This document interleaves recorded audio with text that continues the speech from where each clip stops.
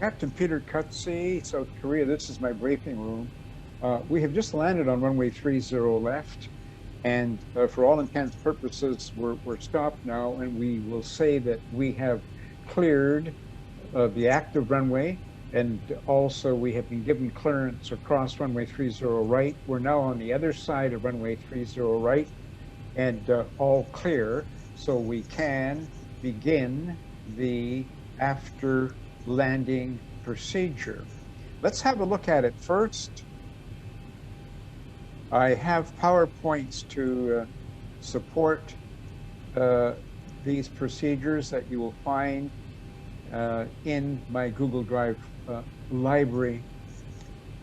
So the after landing procedure straight from the FCOM. Start the after landing procedure when clear of the active runway or runways. In this case, we are clear of both runways. A comment here, engine cool down recommendations, run the engines for at least 3 minutes. There could be airports at which you land, clear the runway, and you're at the terminal. And parking maybe in under 3 minutes. So you should let the engines cool. Use the thrust setting normally used for taxi operations. Probably idle would be good, a good setting. And a routine cool down time less than 3 minutes are not recommended. It's hard on the engine, so don't do it. Remember, on the ground, the pilot flying is always the captain. The pilot monitoring is always the first officer. Captain moves, speed brake lever down. First officer start the APU as needed if you're going to be using that. Set probe heaters auto or off depending on the aircraft. Set exterior lights as needed. Set the engine start switches off. Set weather radar off. Set auto brake select switch to off. Select flaps up and the transponder as needed. At airports where ground tracking is not available, select standby. Another procedure also is to select the horizontal stab to 4 units up. Some operators have that as part of their procedure. I stand to be corrected. It could be 5 units. I will get back to you on that. But in any case, follow your company SOPs with respect to where to set the horizontal stab. So that's pretty much the after landing procedure. So let's go in the airplane and look after it. So we'll go up and start the APU as needed. And we say we're going to need the APU.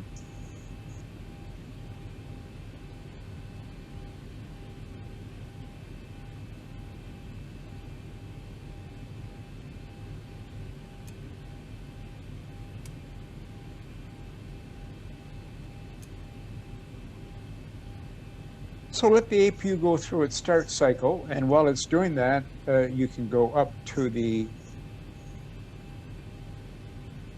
probe heaters.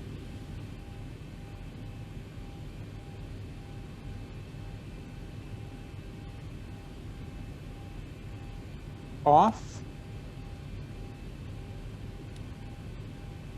or auto, and then down to lights as needed.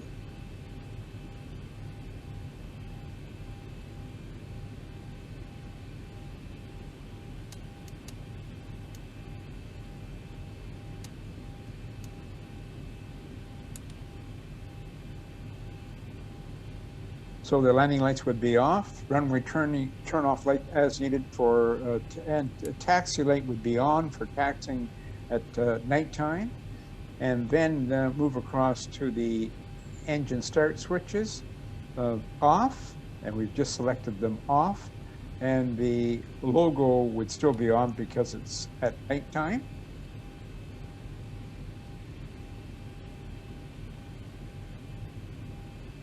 Weather radar. We want to get it off, just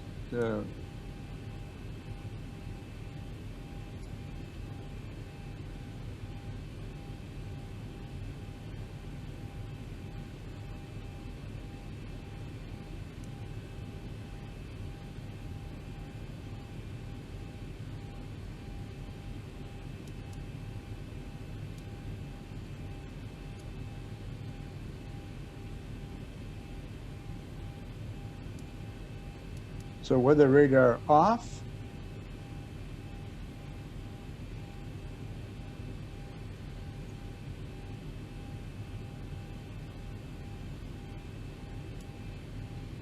And of course, terrain should be off.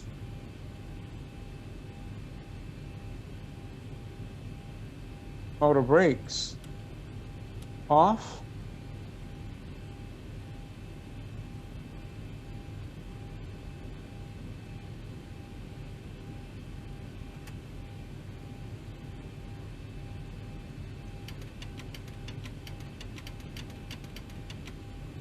Flaps up.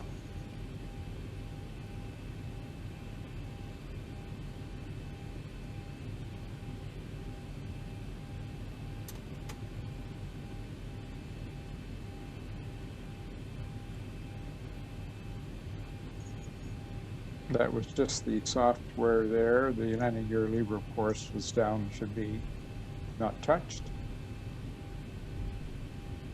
And we'll say we're actually coming into the gate area, so I'm going to go down and set the parking brakes.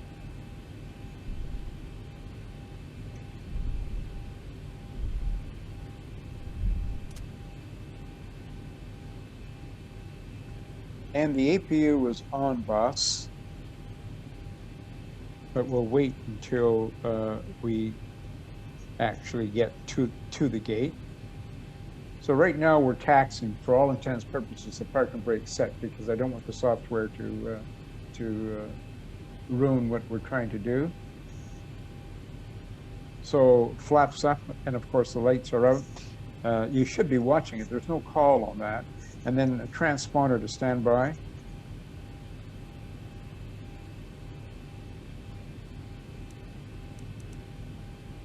Or if tracking is still required, then as per SOPs. And now we'll go up to the top and have a look at, and let's say the captain is ready for you to transfer power to the APU, and wait for him to say so.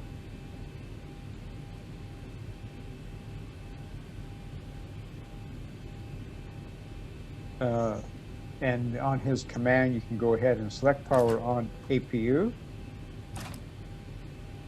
And that finishes the after landing procedure. There's no check for it. So we'll stop this video here. And when we resume, we will go ahead with the shutdown and secure procedures. So as I mentioned before, there's no checklist for the after landing procedure. Thank you for watching.